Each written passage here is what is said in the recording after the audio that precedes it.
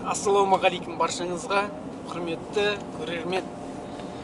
Бүгін бізде күн сенбі, яғни күн жақсы такси қызметінде болатын күн екен.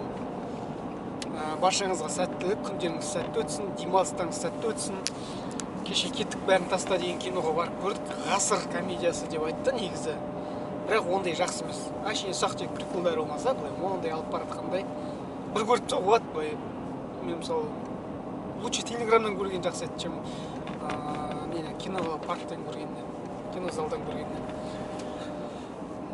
Сосын байқасаңыздар, бүгінгі шоуда, бүгінгі видеода қазір бізде не жоқ. Камрида жоқ, басқа машина, мүлдем басқа машиналар. Яғни мына қазір келе жатқан машинам, көлігім Nissan Tiana деген көлік, 2008 жылы. Пробег 207 мың. Мен ана Camry 35 мыңды ауыстырып жібердім. Осы Camry, Nissan Tiana алдында вложениеден не кетіп тұрды. Күнделікті айдап жүрдік, бірақ руль қатты болды. Сосын мен ойладым, либо ол айтты маған негізі рулевой ненің гурдың насосы деп. Мен ойладым, насос ол бостан-бос кетпейді. Кетсе либо рулевой рейка кетеді, кетсе либо босқасы. Сосын әкем айтты, либо жаңа ремень кетіп қалуы мүмкін деді. Сосын барып қараттық, шамамен есептедім. В общем, бір 160 мыңның жобасына шықты ғой, 150 мың, 160 мыңның жобасына. Гурды рулевой рейканы істету 110 мың теңге, плюс анау 30 мың теңге насосым, и плюс установкасы 10 мың теңге. 160-170 мыңның жобасына шықты. Сосын ойланып қалдым, істетсем екен, істетпесем екен деген сияқты. Сосын оны істеткен жағдайда не істеймін, бәрі күнделікті айдап жүрген машина әбден өлтіріп тастайын, тоқтаған жеріне тоқтайды, сол кезде походу көреміз деп. Сосын ременнен болып шықты. Ремен 3 мың теңгеге сатып алған, үйдегілер ауыстырған алдында мен жұмыста кезде. Сосын қосымша мағлұмат, мен қосымша немен айналысам, фарды полировка жасаумен және туман, сухой туман дейді ғой, машинаның ішіндегі жағымсыз иістерді кетіру. Мысалы, темекінің иісі, басқа да иіс, мысалы, соны кетіру. Ол расында да кетіреді екен. Мен 1-2 рет көрсетіп істеп көргем, шынымен де кетіреді екен. Бір кеткенде более-менее болады, екі кеткенде прям 2-3 істегенде уже свежий иіс шығып тұрады, әдемі болып шығады. Сол себептен қазір сілтеме описанияға өзімнің инстаграмымды тастап кетемін. Соған жазсаңыздар болады. Осылай есет, мен YouTube каналдан едім деп. Маған осындай сухой туман немесе фарды полировать етіп бересің бе деді. Фарды полировать ету біздің Ақтөбе қаласы бойынша 6 мың теңге. 5 мың, 6 мың теңге. Одан арзан жоқ. Сухой туман Оперстайл деген магазинде 500 теңге. Мен сіздерге тегін істеп беремін. Ол ең арзан 500 теңге. Негізі 1000-1500 теңге негізі мойкілердің өздерінде. 1000-1500, 2000 теңге мойкілерде. Менде аппарат бар, өзімде барлығы. Тек хабарласыңыздар. Осы есет жұмыстан тыс уақытта өзім істеп беремін. Осындай демалыс күні болмаса былай прямо қатты нәрсе емес қой. Запчасть сағылып болған орнына жөндейтіндей. Демалыс күні немесе қолымыз босаған уақытта келсеміз айтамыз. Тек мына жерде төмендегі инстаграмға жазыңыздар.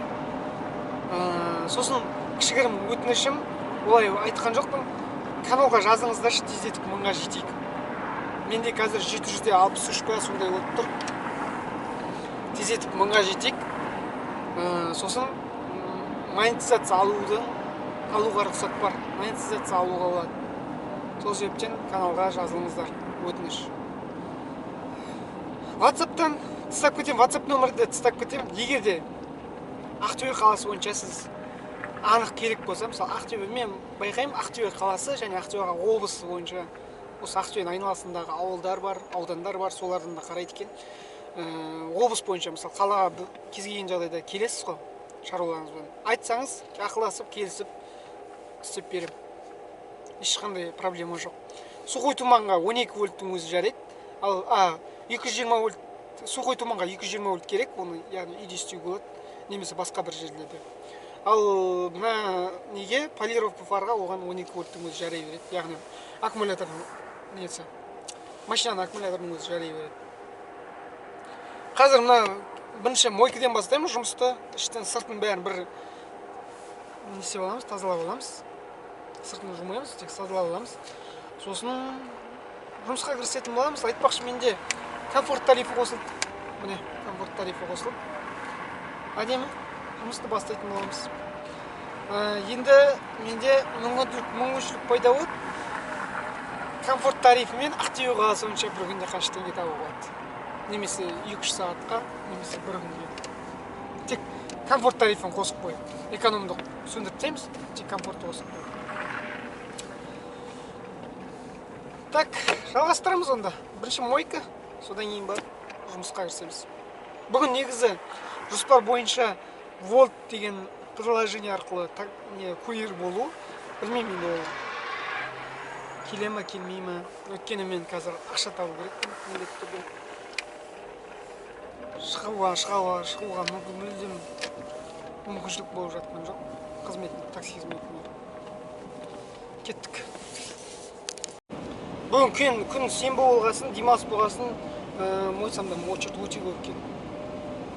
Мен желіге шыға берейін, қазір сағат 10:30 болды, 10:32 болып тұр. Біз қазір Тұрғын Қалашық ауданында жүрміз. Газдың мәселесі айтпақшы, газ мәселесі туралы. Газдың мәселесі шешілген сияқты көп жерлерде қазір баяғыдай очередь емес, қатты очередь емес бар, бірақ әлі де газдың тапшылығы сезіледі. Барлық нелерде бар деп айта алмаймыз заправкада. Сол себептен әлі толық шешілмеді. Менде приоритет 6 балл, менде 4 тариф қосылып тұр қазір. Жеткізу қызметі, доставка, эконом, пройдите фотоконтроль машины. Ой, ё-моё, тағы да ма? Шықпетпейді фотоконтроль өтек енді. Өйткені эконом мен комфорттағы бүкіл тапсырыстың барлығы. Доставкада редко қолында еді. Мына жерге тұрайық.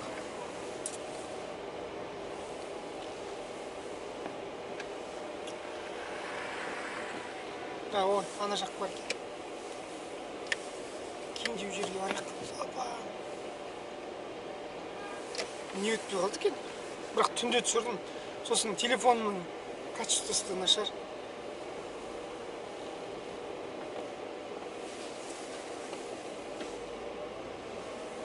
Телефонның сапасы да нашар. Фотоконтроль өттік. Енді желіге кірдік сағат 10:38. 11:20 минут қалды.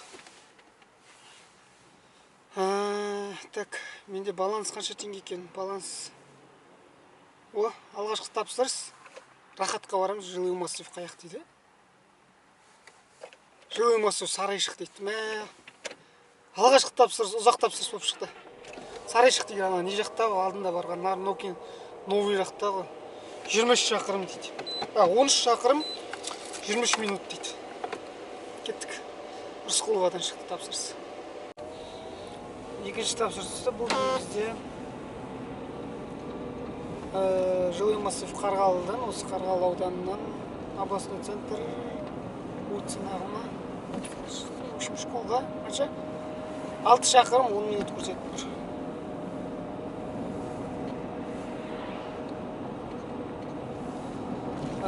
Достар, қазір игроманиялар көбейіп кеткен байқасаңыздар, өздеріңіз араларыңызда таныстарыңыз да болуы мүмкін. Қайта қарызға ақша сұрап, немесе кредитке ақша сұрап, ақша сұрап беруіңізді өтінеді постоянно, ойбай уақытында төлеймін, анау мынау. Мен сондай жағдайдың бірінде болғам, жағдай басымнан өтті. Бір жұмыстасым тоже солай алып берем деп. Неге мен жұмыстасыма кредит алып бердім, өзім түсінбеймін соны. Сөйтіп өзім төлегенмін. Сол себептен абай болыңыздар. Өте қатты абай болыңыздар. Мына кісі өте шығып тұрады. Абай болыңыздар. 1160 теңгеге шықты. ана Олжас Оқас айтқан ұқсап, енді алайын деп жатқанда нәскиім жыртылып қалады. Енді алайын деп жатқанда машинамның май суын ауыстыру керек болып қалады деген сияқты. Енді таксовать етейін деп жатқанда үйдегілер хабарласып, ауылдан адам келіп, сонымен жүретін болдым бұйырса. Тапсырысты аяқтадық. 2 тапсырыстан таза табыс 2324 теңге. Өткізіп, жалпы өткізумен бір түйін машина екен осы. 2324 теңге. Шаруаларымызбен кеттік онда. Құрметті аға бауырлар, інілер көріп жатқан болса, ештеңені былай негізі өмірде бірдеңені өзгертуге міндетті түрде тырысыңыздар. Егер де өзіңіздің жұмысыңыз ұнамаса, немесе жұмысыңыз ұнап, жалақыңыз ұнамаса, сізде әрдайым мүмкіндік бар өзгертуге. Сол себептен ешқандай ештеңесіз, ешкімге арман мақсаттарыңызды бөліспей өзгертуге тырысыңыздар. Менде де мына осы видеороликтерді көріп, енді YouTube деген үлкен арна ғой, енді былай үлкен, қалай айтсам болады, социальный сеть үлкен. Енді бұның ертең бұның бәрі архивтен монтаждалып, архивте болып қалады. Бұл видео менде бірақ енді канал не істемесе, былай жабылып қалмаса, немесе каналды блокировать етіп, сындырып тастамаса, бұлар қалады. Мен айтайын дегенім бұл жерде. Бұның барлығы тарих, бүгінгі күн, ертеңгі тарих. Сол себептен міндетті түрде әрбір нәрсені өзгертуге тырысыңыздар. Көлігіңіз ұнамай ма, көлігіңізді өзгертіңіз. Жалпы талаптаныңыздар. Мен сіздерге айтайын. Менде осы каналды көріп отырған адамдар, кейбірлер ойлайды, мен осы такси қызметінде жұмыс жасайды, такси қызметінде табыс табады деп. Жоқ, мен такси қызметінде табыс таппаймын. Негізі менің міндетті алғашқы және соның көбіне ақша тауып отқан жерім негізі менің өзім жұмыс жасаймын. Білсеңіздер, білмесеңіздер, Ақтөбе облысында, қаласында Сағыз Петролиум деген үлкен компания бар. Сол жерде жұмыс жасаймын, офисте қалада. Сол жаңағы ойлайтындар үшін кішігірім айтып кетейін дегенім ғой. Бұл такси мен үшін бірінші табыс көзі емес, алғашқы табыс көзі ол менің өзімнің жұмысым. Такси хобби ретінде. Негізі канал сол мақсатта ашылған. Сол себептен осы такси қызметін түсіретін боламын. Түсіріп жүрмін. Талаптаныңыздар. Мен міне мысалы осы видеоны көргендеріңізге мен білесіздер, грантамен таксовать еттім. Грантамен, 14 жылы грантамен Оралмен Ақтөбе қаласының ортасында таксовать еттім. Сол кезде Грузиядан, Армениядан Камри 50-ка, 55-ка, 70-ка таксовать етіп жүргенде мен грантамен таксовать етіп жүрдім. Сол кезде индрайверге жазады адамдар. Таксиде кондиционер бар ма грантада? Мен бар, міндетті түрде бар деп айтып жазамын. Бірақ менде кондиционер, менде комплектация былай болды, нормасы кондиционер 1.6 мотор, 8 клапан, андай подогрев сиденье жоқ, подогрев зеркал жоқ, подогрев лобового стекла жоқ. В общем, простой, даже тіпті магнитола болмады ода. Колонканы өзім салдым, магнитоланы өзім салдым. Сол себептен талаптаныңыздар. Мен міне қанша уақытта сол кішігірім осы канал ашылғалы 3-4 жылдың көлемінде гранта міндім да. Грантаны Mazda MPV-ға ауыстырдым. Mazda MPV-ден Toyota Istima-ға ауыстырдым. Toyota Istima-дан Toyota Ipsum-ға ауыстырдым. Toyota Ipsum-нан Toyota Camry-ге ауыстырдым. 35-тік араб. Осы 35-тік арабтан міне Nissan Tiana ауыстырып жатыр. Көрдіңіздер ма? Же машинамен жеті машинамен саған кішігірім периодтық ішінде. Сол себептен ешқандай да тайсалмаңыздар. Өзіңіздің ойыңызда жүрген пландарыңыз жүр бар ма? Орындаңыз. Оны ешкім сіз үшін орындап бермейді. Мысалы, інілерім болса, мысалы, осы каналда көріп отырған інілерім болса, міндетті түрде айтайын сіздерге. Ештеңеден тайсалмаңыздар. Өздеріңізге ойыңызға не келеді, соны істеңіздер. Сосын андай бар. Адамның өзінің жүрек түйсігінде бір нәрсе болады, осы нәрсе істей аламын, осы нәрсені істей алмаймын деген нәрсе бар. Ол біреулер мысалы 100 жерден жаңағыдай ғой, білесіздер ғой. Базарда апалар овощ сатып тұрады. Үлкен мысалы апельсин деген торговый домды алайық та. Бәрі овощ сатады. Бәрі мандарин сатады, бәрі банан сатады, бәрі алма сатады. Алманың осындай 3 түрін сатады. Жаңағы көкөніс сататын болса, қияр сатады, қызанақ сатады да. Бірақ ойлайсыз, ана жерде сатып тұрмын, мынау кім алады деп ше, былай айтып. Егер де ол алмайтын болса, ол жерде ол апа тұрмайды, дұрыс па? Егер де сіз тапсаңыз, ақшаңыз өтпейтін болса магазиніңізде, оны ашып не істейсіз шығынға батып? Сіз жауып тастайсыз, дұрыс па? Міне болады енді, шығынға батып жатқан жерлерде болады. Ол бірақ в основном андай адамдарда болады. Үлкен шығыс көзі 2-3 жерде бар. Мысалы, біздің Ақтөбе қаласында бар ондай кісілер, Ақтөбе облысында жалпы. Ақтөбе қаласында өзім көргем. Бір ресторан ашып қояды, той айына бір 3 рет, 4 рет болса болады, болмаса ол да жоқ. Бірақ анау шығынға батып жатқандай болады, бірақ өзін жай-жай жауып жатыр. Бірақ оның пайда көзі басқа бизнесте оның. Білесіздер, бір емес бірнеше бизнесі бар адамдар олар. Ал біз сияқты, біз бір бизнеске жабысамыз. Өйткені біз енді бастап отырмыз қой. Бір бизнеске жабысамыз, оны жеткіземіз, сосын қолымыздан келсе келеді, келмесе басқа бизнес бастаймыз, басқа салада. Сол себептен айтарым, ештеңеден тайсалмаңыздар. Тәуекелге барыңыздар. Айтылады ғой, қазақта сөз бар ғой, тәуекел тұрды, жел қайық, ұшасың да кетесің деп. Сол себептен ол мүмкін сіздің бағыңызға орай сол нәрсені жалпы мен айтайын дегенім бұл жерде анализ жасаңыздар өзіңіздің миыңызбен. Егер де мен мына жерге не істесем қалай болады деп.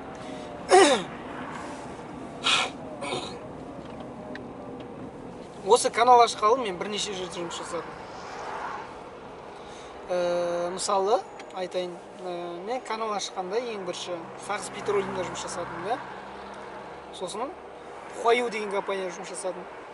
Одан Хуаюдан шығып кеттім да, Петро деген компанияда жұмыс жасадым. Петродан міне Сағыз Петролиумға қайта келдім. Ол Сағыз Петролиум кету себебім барлығы бар негізі. Ол видеоларда да бар, не үшін кетіп қалғаным, қалай кетіп қалғаным, не жағдай болғаны барлығы бар. Бұл жерде айтайын дегенім, мен Сағыз Петролиум қайта келдім. Аллаға шүкір. Қазір жақсы, жаман емес, шүкір, жұмысым жақсы, барлығы жақсы. Өзім тауып атқан тапқан табысым көңілімнен шығады, шүкір, жақсы, керемет. Сол себептен тәуекел етіңіздер. Тәуекел етсеңіздер, мынадай ғой, сіз ештеңе істемей, осы өмірім жақсы деп жүре берсеңіз, сосын мысалы тәуекел етіп бірдеңе істесеңіз, ол қол жеткізсеңіз сол нәрсеге. Тәуекел етіп сол нәрсеге қол жеткізсеңіз, ол бөлек нәрсе да. Ал егер сіз дымда істемей, өміріңізді бостан-бос өткізіп алсаңыз, сосын артынан өкінесіз да, неге сол кезде солай істемедім, сол кезде ата-анам қарсы болды, немесе тағы бірдеңе қарсы болды.